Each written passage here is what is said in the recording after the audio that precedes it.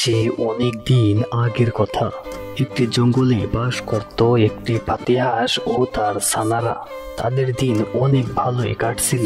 একদিন হঠাৎ এক দুষ্টু শিয়াল ওখান দিয়ে যাচ্ছিল, আর সে দেখতে পেল একটি পাতিহাঁস ও তার ছানাদের। আরে আরে বাহ, হাঁসের ছানাগুলো তো দেখতে খুবই নাদুস নাদুস আছে। ছানাগুলোকে দেখে তো আমার জিভে জল চলে এলো। ছানাগুলো খেতে মনে হয় অনেক সুস্বাদু হবে। যাই, ওদেরকে বোকা বানিয়ে ওদের থেকে কয়েকটা ছানা নিয়ে আসি। এই যে শিয়াল মামা, এখানে কি মনে করে? আরে বোন, আমি এসেছিলাম তোর কাছেই। খবর পেলাম তোর নাকি ছানা ফুটেছে। এখানে এসে দেখতে পেলাম খবরটি আসলেই সঠিক। আমার ছানা ফুটেছে, তাতে তোমার কি হয়েছে? দেখো বোন, আমি অনেক বুদ্ধিমান। আমার মাথায় আমার ধারণ ক্ষমতার চেয়ে অনেক বেশি বুদ্ধি হয়ে গেছে। তাই আমি চাচ্ছিলাম তোর ছানাদের মাথায় আমার থেকে কিছু বুদ্ধি দিতে। তো এই বিষয়টা একবার ভেবে দেখ। আমার বুদ্ধি যদি তোর ছানাদের মাথায় থাকে, তাহলে এই জঙ্গলের কেউ আর তোদেরকে শিকার করতে পারবে না। তোরা সবাই বুদ্ধির জোরে বেঁচে যাবি। তুমি কি সত্যি বলতেছো মামা? আরে হ্যাঁ, সত্য ছাড়া কি আমি তোকে মিথ্যা বলবো?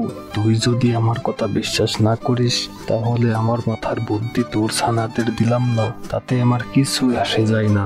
জঙ্গলের প্রাণীরা যখন তোদেরকে এক এক করে শিকার করে নেবে, তখনই এই শিয়াল মামার কথা মনে পড়বে। তখন কিন্তু আমি কাউকেই বুদ্ধি দিতে পারবো না। তাহলে আমি চললাম। আরে মামা, তুমি কোথায় যাচ্ছ? আমার ছানাদেরকে একটু বুদ্ধি দিয়ে যাও। তুই ডাক দিলি বলে আমি ফিরে আসলাম।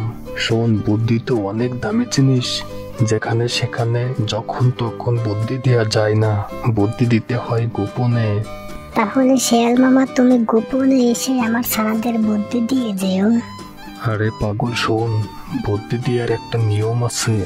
শোন বোন, আমি একটা একটা করে প্রতিদিন এখান থেকে তোর ছানাদের নিয়ে যাব, আর বুদ্ধি দেওয়া শেষ হলে সবাইকে একসাথে করে এখানে ফেরত দিয়ে যাব। ঠিক আছে? তাহলে আজকে এখান থেকে আমার সাথে চলো একজন। বাবা হাসা, তুমি সবার বড়, তুমি প্রথমে শিয়াল মামার সাথে যাও। আর হ্যাঁ, ভালো করে বুদ্ধি নিবে কিন্তু। এমন কথা বলে দুষ্টু শিয়াল ওখান থেকে একটা হাঁসের ছানা নিয়ে গভীর জঙ্গলে চলে যায়। তারপর দুষ্টু শিয়াল ছানাটিকে খেয়ে ফেলে।